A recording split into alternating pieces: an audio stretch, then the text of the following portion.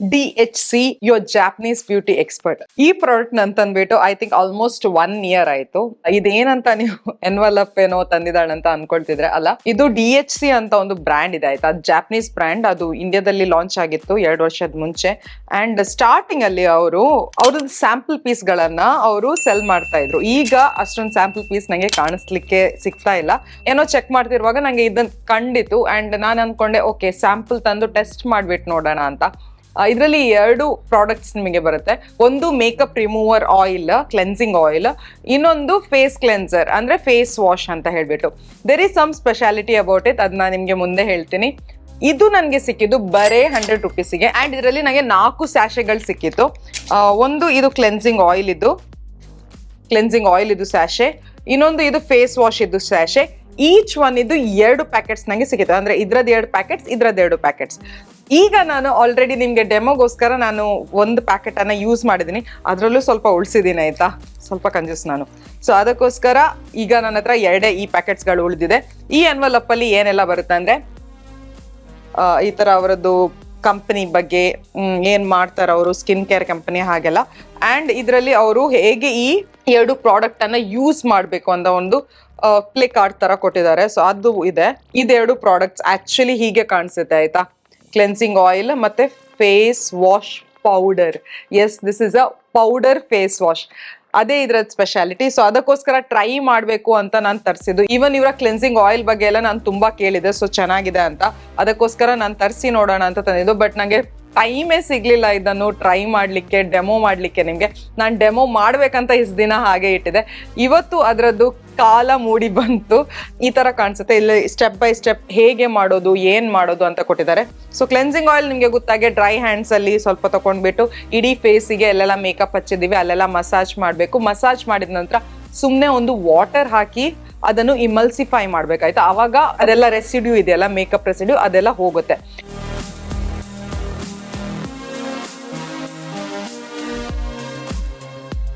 Next ಈ face wash ಅನ್ನ ಹೇಗೆ ಯೂಸ್ ಮಾಡ್ಬೇಕಂತ ಹೇಳಿದ್ದಾರೆ. ಸ್ವಲ್ಪ ಪೌಡರ್ ಅನ್ನ ನಿಮ್ಗೆ ಎಷ್ಟು ಬೇಕಂತ ಅನ್ಸುತ್ತೆ ಅಷ್ಟು ಪೌಡರ್ ಅನ್ನ ನಿಮ್ಮ ಪಾಮಲ್ಲಿ ತಕೊಂಡು 1-2-3 ಡ್ರಾಪ್ಸ್ ನೀರ್ ಅದಕ್ಕೆ ಹಾಕ್ಬೇಕು. ಅದ್ರ ನಂತರ ಚೆನ್ನಾಗಿ ಈ ತರ ಮಸಾಜ್ ಮಾಡಿದ ತರ, ಲ್ಯಾದರ್ ಮಾಡಿದ ತರ ಮಾಡ್ಬೇಕು. ಅದು ಅವಾಗ್ಲೇ ನಿಮ್ಗೆ ಗೊತ್ತಾಗತ್ತೆ, ಒಂಥರ ಕ್ರೀಮಿ ಫೋಮಿ ಟೆಕ್ಸ್ಚರಿಗೆ ಅದು ಕನ್ವರ್ಟ್ ಆಗುತ್ತೆ. ಅದಾದ ನಂತರ ಅದನ್ನ ಮುಖಕ್ಕೆ ಬಳಸಬೇಕು ನಾವು. And I have some thoughts about this face wash, ನಾನು ಬೇಗನೆ ಹೇಳಲಿಕ್ಕಿದ್ದೇನೆ ಅದನ್ನು. ಸೊ ಈ ತರ ಇದನ್ನ ಯೂಸ್ ಮಾಡ್ಬೋದು. ಸೊ ಇದೆರಡು ವಿಷಯ ನಾನು ಹೇಳಿದೆ. ಎರಡರದ್ದು ಆಕ್ಚುಯಲ್ ಪ್ರೈಸ್ ನಾನು ನಿಮ್ಗೆ ಹೇಳ್ತೀನಿ. ಈ ಕ್ಲೆನ್ಸಿಂಗ್ ಆಯಿಲ್ ಇಲ್ವಾ, 3 ಸೈಜಸ್ ಅಲ್ಲಿ ಬರುತ್ತೆ. ಅಂಡ್ 30 ml ಗೆ 499 ರೂಪೀಸ್, 70 ml ಗೆ 969 ರೂಪೀಸ್ ಅಂಡ್ 120 ml ಗೆ 1349 ರೂಪೀಸ್ ಆಯ್ತಾ. ಡಿಸ್ಕೌಂಟ್ ಆಗ್ಬಿಟ್ಟು 1349 ಸಿಗ್ತಾ ಇದೆ. ಇಲ್ಲ ಆಕ್ಚುಯಲ್ ಪ್ರೈಸ್ ಬಂದ್ಬಿಟ್ಟು 1499 ಅಂದ್ರೆ 1500 ರೂಪೀಸ್ ನಿಮ್ಗೆ 120 ml ಇದ್ದು ಬಾಟಲ್ ಸಿಗುತ್ತೆ.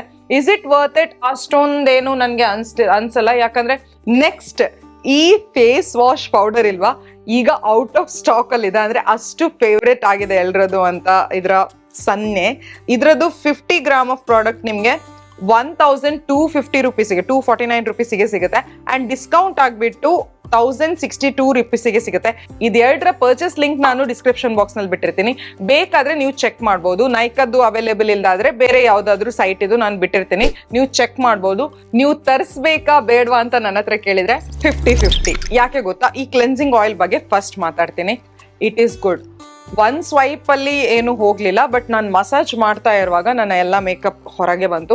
ಈವನ್ ನನ್ನ ಐ ಮೇಕಪ್ ಕೂಡ ಚೆನ್ನಾಗಿ ಹೊರಗೆ ಬಂತು. ನಿಮ್ಗೆ ಗೊತ್ತಿದೆ, ಮಸ್ಕಾರ ತೆಗಿಲಿಕ್ಕೆ ನಾನು ಕಷ್ಟಪಡ್ತೀನಿ, ನಾನು ಮಾತ್ರ ಅಲ್ಲ ಎಲ್ಲರೂ ಕಷ್ಟಪಡ್ತಾರೆ. ಬಟ್ ಇದ್ರಲ್ಲಿ ಹಾಗೆ ಅಲ್ಲ, ಒಂಚೂರು ಮಸಾಜ್ ಮಾಡಿದ ಕೂಡಲೇ ಬಂತು. But massage ಮಾಡ್ಬೇಕಾಯ್ತಾಯ್ತು. ಮಸಾಜ್ ಮಾಡಿದ ಕೂಡಲೇ ಎಲ್ಲ ರೆಸಿಡ್ಯೂ ಅದು ಹೊರಗೆ ಬಂತು. ಈವನ್ ಲಿಪ್ಸ್ಟಿಕ್, ನಾನು 1 ಸ್ವೈಪ್ ಅಲ್ಲಿ ಹೀಗೆ ಮಾಡುವಾಗ ಲಿಪ್ಸ್ಟಿಕ್ ಎಲ್ಲ ಹೊರಗೆ ಬಂದಾಯ್ತು. It is good. ತುಂಬಾ ಗ್ರೇಟ್ ಅಂತ ಹೇಳಲ್ಲ, ಯಾಕಂದ್ರೆ ಒಂದೇ ರೀಸನ್ ಅದೇ, ಸ್ವಲ್ಪ ಮಸಾಜ್ ಮಾಡ್ಬೇಕಾಗತ್ತೆ, ಸ್ವಲ್ಪ ವರ್ಕ್ ಮಾಡ್ಬೇಕಾಗತ್ತೆ. ಅಂಡ್ ಇನ್ನೊಂದು ಒಳ್ಳೆ ವಿಷಯ ಏನಂದ್ರೆ ಇದು ನನ್ನ ಕಣ್ಣಿಗೆ ಸ್ಟಿಂಗ್ ಮಾಡ್ಲಿಲ್ಲ. ಬೇರೆ ಯಾವ್ದೋ ಒಂದು ಕ್ಲೆನ್ಸಿಂಗ್ ಬಾಮ್ ತರ ನಾನು ಯಾವ್ದೋ ಡಿಕನ್ಸ್ಟ್ರಕ್ಟ್ ಇದು, ಅದ್ ಬೇಕಾದ್ರೆ ನಾನು ಇಲ್ಲಿ ಐ ಬಟನ್ ಅಲ್ಲಿ ಬಿಟ್ಟಿರ್ತೇನೆ, ಅಲ್ಲಿ ಹೋಗಿ ನೀವು ಚೆಕ್ ಮಾಡ್ಬೋದು. ಆ ತರ ಅಲ್ಲ, ಅದು ಕಣ್ಣಿಗೆ ನನ್ನ ತುಂಬಾ ತೊಂದರೆ ಕೊಡ್ತು. ಆ ತರ ಅಲ್ಲ, ಇದು ಸ್ಟಿಂಗ್ ಮಾಡ್ಲಿಲ್ಲ ನನ್ನ ಕಣ್ಣಿಗೆ. ಚೆನ್ನಾಗಿ ಮೇಕಪ್ ರಿಮೂವ್ ಆಯ್ತು. ಅದಾದ ನಂತರ ನಾನು ಏನ್ ಮಾಡಿದೆ ಅಂದ್ರೆ ಸೀದಾ ವಾಶ್ರೂಮಿಗೆ ಹೋಗಿ ಆ ಕ್ಲೆನ್ಸಿಂಗ್ ಆಯಿಲ್ ಅನ್ನು ನಾನು ವಾಟರ್ ಹಾಕ್ಬಿಟ್ಟು ಇಮಲ್ಸಿಫೈ ಮಾಡಿದೆ. ಅದು ಒಂಥರ ಮಿಲ್ಕಿ ಟೆಕ್ಸ್ಚರ್ ಬಂದ್ಬಿಟ್ಟು ಅದು ಅದ್ರ ಹಾಗೆ ಇಳ್ಕೊಂಡು ಹೋಯ್ತು. ಅಂಡ್ ಅದ್ರ ನಂತರ ನಾನು ವಾಶ್ ಮಾಡಿದೆ. ಆವಾಗಲೇ ನಿಮ್ಮ ಫೇಸ್ ಸ್ವಲ್ಪ ಕ್ಲೀನ್ ಆಗಿ ಹೋಗುತ್ತೆ ಆಯ್ತಾ. ಬಟ್ ಎಲ್ಲಾದ್ರೂ ಆ ಆಯಿಲ್ ಇದ್ದು ಅಥವಾ ಮೇಕಪ್ ಇದ್ರು ರೆಸಿಡ್ಯೂ ಉಳಿದ್ರೆ it is not good for your skin health.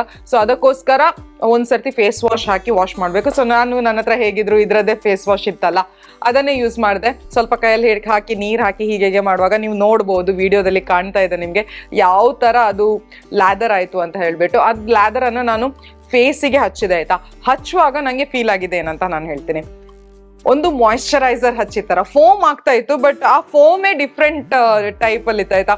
ನನಗೆ ಹೇಗೆ ಅನಿಸ್ತಿತ್ತು ಅಂದರೆ, ಈ ಕಡಲೆ ಹಿಟ್ಟು ಎಲ್ಲ ನಾವು ಮುಖಕ್ಕೆ ಹಚ್ತೀವಲ್ಲ ಅಷ್ಟು ಗ್ರಿಟ್ಟಿ ಇರಲಿಲ್ಲ, ಬಟ್ ಒಂದು ಸ್ಮೂತ್ ಪೌಡರನ್ನು ನಾವು ಹೇಗೆ ಮುಖಕ್ಕೆ ಹಚ್ಚಿ ನಾವು ಅದನ್ನು ಲ್ಯಾದರ್ ಮಾಡಿದರೆ ಮುಖಕ್ಕೆ ಹಚ್ಚಿದ್ರೆ ನಮಗೆ ಹೇಗಾಗುತ್ತೆ ಆ ಥರ ಫೀಲಿಂಗ್ ಕೊಡ್ತಿತ್ತು. ಬಟ್ ಅದ್ರ ಜೊತೆ ಇದು ಲ್ಯಾದರ್ ಆಗ್ತಿತ್ತು, ಅಂದರೆ ಫೋಮ್ ಬರ್ತಿತ್ತು, ನೊರೆ ಬರ್ತಿತ್ತು, ಅಂದರೆ ಕ್ಲೆನ್ಸ್ ಆಗ್ತಿತ್ತು, ಕ್ಲೀನ್ ಆಗ್ತಿತ್ತು ಅಂತ ಅರ್ಥ.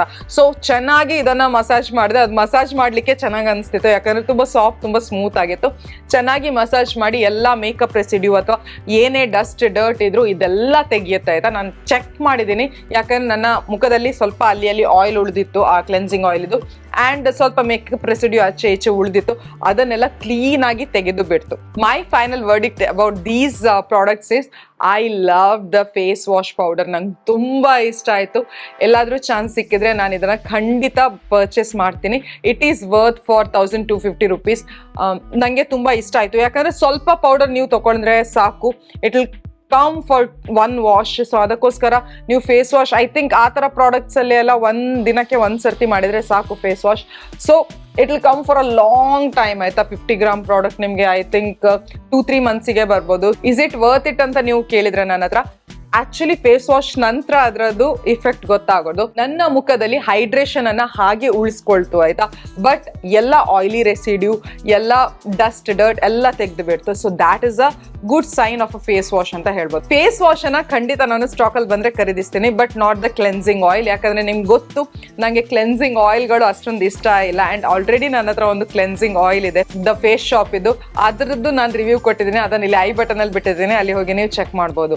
ಇವತ್ತಿನ ವಿಡಿಯೋಗೆ ಇಷ್ಟ. ಐ ಹೋಪ್ ನಿಮಗೆ ಈ ವಿಡಿಯೋ ಇಷ್ಟ ಆಗಿರ್ಬೋದು. ಇಷ್ಟ ಆಗಿದ್ರೆ ಈ ವಿಡಿಯೋಗೆ ಒಂದು ಲೈಕ್ ಕೊಡಿ, ನಿಮ್ಮ ಫ್ರೆಂಡ್ಸ್ ಅಂಡ್ ಫ್ಯಾಮಿಲಿ ಜೊತೆ ಶೇರ್ ಮಾಡಿ. ಹಾಗೂ ನನ್ನ ಚಾನಲ್ಗೆ ನೀವು ಇನ್ನೂ ಸಬ್ಸ್ಕ್ರೈಬ್ ಮಾಡದೇ ಇದ್ರೆ ಪ್ಲೀಸ್ ಸಬ್ಸ್ಕ್ರೈಬ್ ಮಾಡಿ. ಮತ್ತೆ ನಾಳೆ ಸಿಗ್ತೀನಿ ಇನ್ನೊಂದು ವಿಡಿಯೋ ಜೊತೆ. Till then take care, love you all, by.